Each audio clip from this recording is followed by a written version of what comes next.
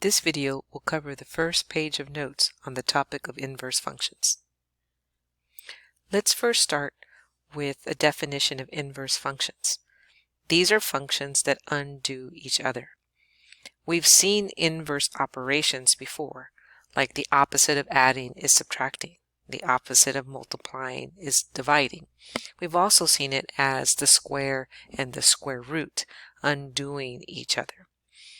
But one thing we need to notice is that functions that are one-to-one, and only those functions that are one-to-one, have inverse functions. So that leads us to what is a one-to-one function. So a one-to-one function passes the horizontal line test. Just like we have a vertical line test to tell if it's a function or not, the horizontal line test will tell you if it's a one-to-one function. Here are some functions that are one-to-one. The first one we see here is linear. Another one we see is the square root. And these are our graphs that we can see. If we had a horizontal line, it will only cross one point. It would only cross one point. So just like the vertical line test can only cross one point to decide if a graph is a function, we have the same idea here. We can see that the cube and the cube roots, so let me show you the cube, looks like our little Gumby. And we can see that it also passes the horizontal line test. Believe it or not, the cube root also does the same thing. So I just wanted to show you that graph there. Here are some examples that are not one-to-one.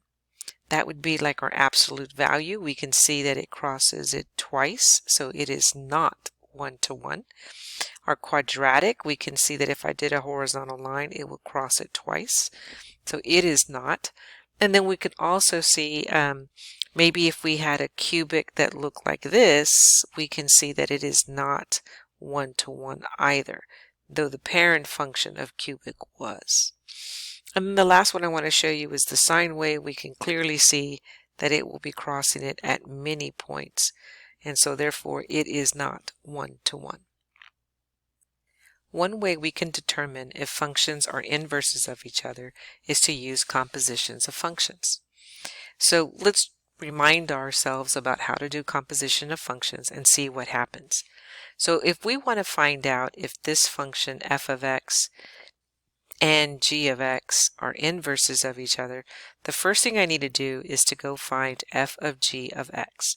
Remember, we can rewrite it like this as well. And what this means is we're going to get x, we're going to put it into our g function. That's what I'm doing right here. And then whatever we get, we're going to put it in our f function. So that's what we're doing over here. So I get my g box. Remember, I'm going to put my cube root wherever I put x. I'm going to put parentheses and then my plus 1. In my f box, I'm going to have whatever I have, my x, and I'm going to put that cubed and then minus 1. Notice I put the x as parentheses. Then I'm going to plug in, I'm ready to plug in x into my g box, so it goes right here, and this is what came out. I'm going to put all of this into my f box, and we can see I have the cube root of something cubed, so those are going to cancel out. That's just going to leave me with x plus 1, but then I have this minus 1 over here, and we can see that our final answer is just x. We also need to go find out g of f of x. Remember, we're going to get our x, we're going to plug it into f. Whatever we get, we're going to plug it into g. So I just changed my boxes around. So my f box was parentheses cubed minus 1, and my g box was the cube root of something plus 1. So when I do that, I'm going to plug in my x. I get x cubed minus 1. That's what comes out, and that's what goes in here. And notice we have the cube root of x cubed plus 1. Minus 1 plus 1 out here. That's going to give me the cube root of x cubed, because the plus 1 and the minus 1 cancel, and the cube root of x cubed is just x. So what we have found is that if we find that if f of g of x and g of f of x equals to x, both of them, then these two guys are inverses of each other. Then g of x is the inverse of f of x. And we can denote that by writing this statement here. And the way we say this part is that it's the inverse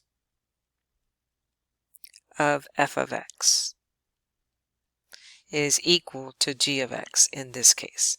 So we're going to be seeing this notation a lot. I do want to remind you that this little -1 is not an exponent, it's the inverse function. And that concludes this video.